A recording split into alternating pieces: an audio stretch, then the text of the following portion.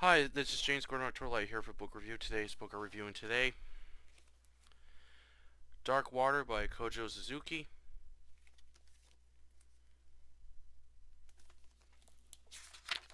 This is from Vertigo, and this was originally published in Tokyo, 1996. This English translation edition was published in 2004. This is a collection of short horror stories by Koji Suzuki, author of The Ring. Um, I did not enjoy this horror anthology. While I didn't hate it, I didn't hate it, but I just didn't like it. Like some of the stories were okay, and others were kind of like meh. It did. I will say some of the stories do have their creepy moments, and there's a lot of like atmosphere in some of them, but nothing really kind of stood out well, or there wasn't much like more into the stories. I wish there was like more added to them to make them better, but overall I did enjoy it. But as they say, we can't like everything. Um, I'll explain more in my review of what I liked and what I didn't like with this anthology, and I will definitely have to review Kojo Suzuki's The Ring. That is a really good horror novel, and check out the sequels he wrote and some other books that have been translated to English by this author as well. Alright, onto the book review. Floating Water. Divorced mother Yoshimi and her 6-year-old daughter Akoko are living in the rundown apartment after leaving their house in Musashino. While the 37-story apartment isn't in the best shape, but it's close by to her job, a publishing company in Shibashi, working in the proofreading department. On Sunday, Yoshima takes her daughter onto the apartment rooftop to set off fireworks.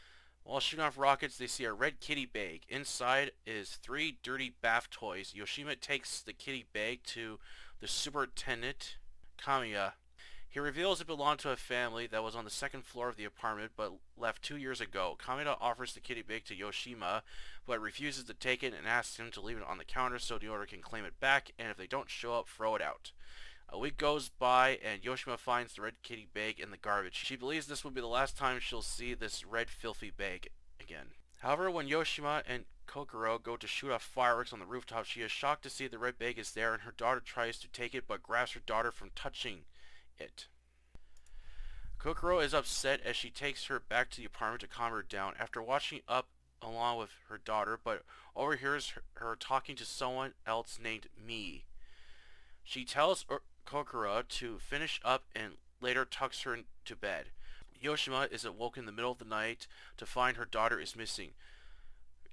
Yoshima rushes out of her apartment room and rushes down the hallway to see someone has gotten onto the elevator. It reaches the 7th floor, where the red bag is. Yoshua calls down the elevator and tries reaching the top floor, but it stops on the 2nd floor. The hallway is nearly pitch black and doesn't look like anyone has lived on this floor in years. Yoshua presses the 7th floor button, and when she reaches the rooftop, the red bag is gone, but there isn't any sign of her daughter. She even goes in the water tank, believing she sees something in the corner of the tank, but hears Kukuro's voice behind her. The next day, Yoshima asks Kameda who was the family lived on the 2nd floor. He tells her it was Kaida and her daughter Mitsuko, who disappeared and was never found. Yoshua feels the blood draining from her face as Kokura was talking to Mitsuru. When Kakura asks if there's anything wrong, Yoshima quickly leaves.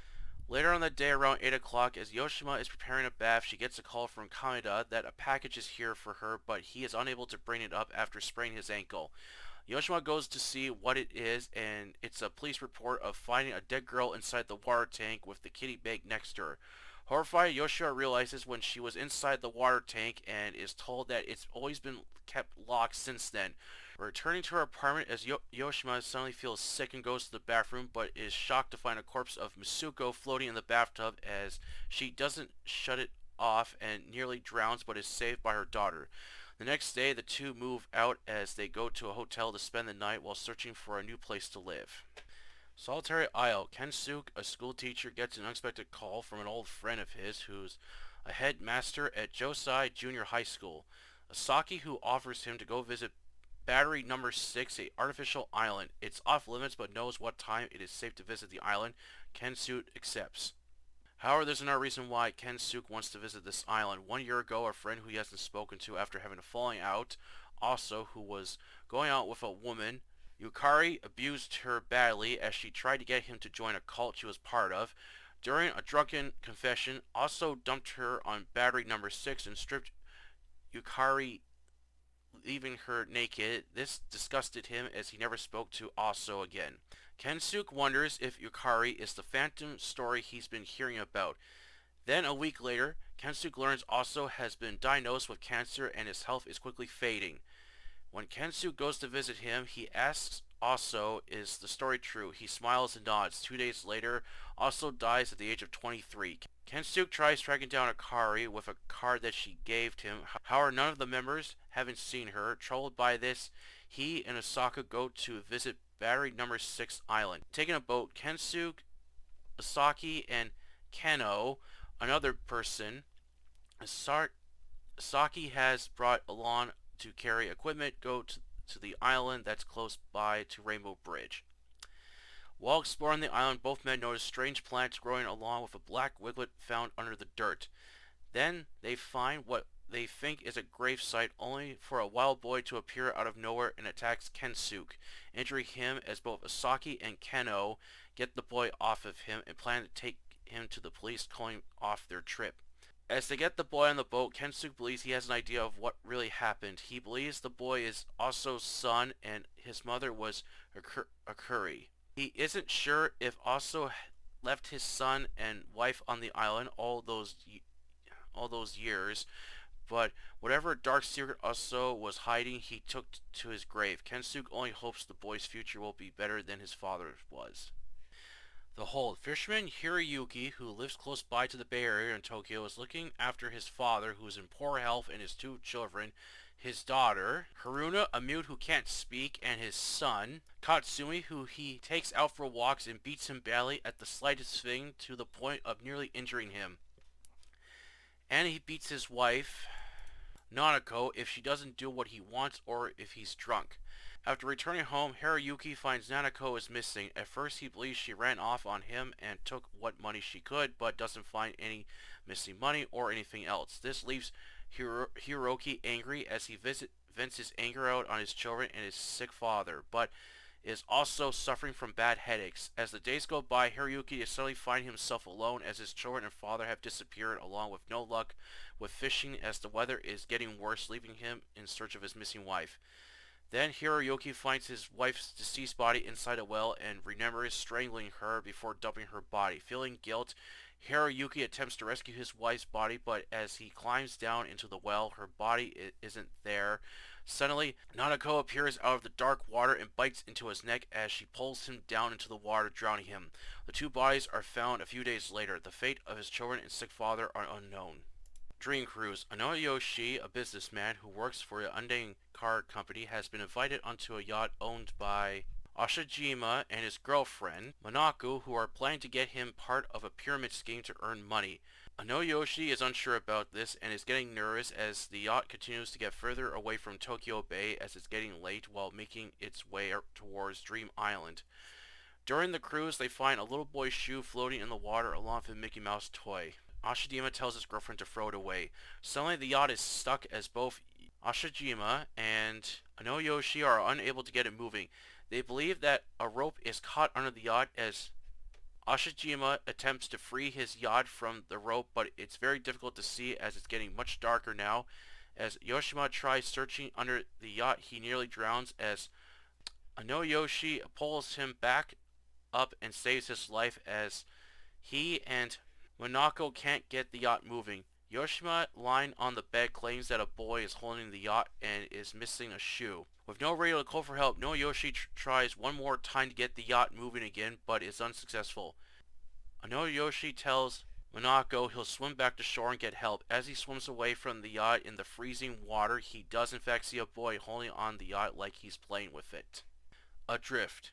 Kazuo, a crew member aboard the tuna fishing vessel Wakashio 8, is returning back to Japan after a fine catch of fish. However, while looking out into sea with a pair of binoculars, he spots a yacht off in the distance. As the tuna ship pulls up next to the yacht, the crew finds nobody on board and reporting its registration number back to control, they learn a family has gone missing for 6 days. The captain decides to tow the ship back to port. However, he needs someone to stay on board the yacht, and Kazuo volunteers to go on board the yacht. Taking some supplies with him along with a walkie-talkie, Kazuo gets comfortable on board the yacht. Unable to sleep, Kazuo searches around the yacht and finds a journal written by its owner and father. At first, nothing appears to be wrong as the father is looking forward to taking his family on a short vacation on his yacht, but his daughter Yoko and wife begin having strange dreams, which the father also reports having similar dreams. Then Yoko finds a strange seashell that looks like a pair of eyes. Her father wants Yoko to get rid of it, but she refuses and hides it on him as more strange events continue to happen on the yacht. Kazuo is unsure what to make of this and goes to sleep, but awakens after having a nightmare of a crab trying to claw at his leg. He goes outside and is shocked to find the Wakashio is gone. He calls out for it on the walkie-talkie but hears nothing but static. He tries to start up the yacht but has no luck. Reading more journal entries reveals the madness that fell upon the family as Kazuo believes the seashell is cursed. He tears the yacht apart searching for it, but injures himself. Hearing voices, he leaves the yacht, then activates the life raft, hoping he'll be rescued, but he too suffers the same fate as the family. Watercolors. A old aging theater, Mephisto, that used to be popular place during the disco era has fallen on hard times with a once popular dance and actress. Kyron is hosting plays on the 3rd and 5th floors. While shows are doing well, however, the Mephisto is in despair along with people complaining about hearing loud traffic outside of the theater. Kyron is doing everything she can to keep the old theater going, but is constantly running into problems. During rehearsal for an upcoming show, water is leaking through the ceiling, distracting the actors. Kyron orders Yuichi, a stage actor that lost his part to a more popular actor, to go and check the floor above the stage to see what's causing the leak. Climbing up the stairs, Yuichi reaches the floor and enters inside one of the dance rooms used during the disco era. He follows a trail of water to the woman's bathroom and finds one of the sinks has been turned on. He tries shutting off the water flow but is unable to. He then tries clearing the drain to discover it's clogged with strange hair. After clearing out the drain, he then tries shutting off the water again, only to break off a pipe, causing more water to leak. Finding something to tie down the pipe back to the sink in an attempt to fix it. However, he feels he isn't alone, and after completing his task, Yuichi tries to leave but feels someone is in the bathroom. He searches through all the bathroom doors but reaches one he can't open as it's locked. Yuichi goes to leave but hears a toilet flush. He turns around and sees a dark figure appearing and coming right at him. It's revealed the whole event was just a new stage show called Watercolors, with audiences impressed with the water effects but find it a bit uneasy watching the drowning parts as it looks real. Forest Under the Sea. During the winter of 1975, two friends, Tsukiyama and Sakabara, who enjoy hiking and spelunking, and they're also part of a caving club. Well, what started out as a simple hike through the forest turns into an adventure with the two friends discovering a cave. Both men enter inside and travel deeper and deeper inside the underground cave when suddenly Sakabara is crushed by a boulder and it's blocking the shaft where they entered in.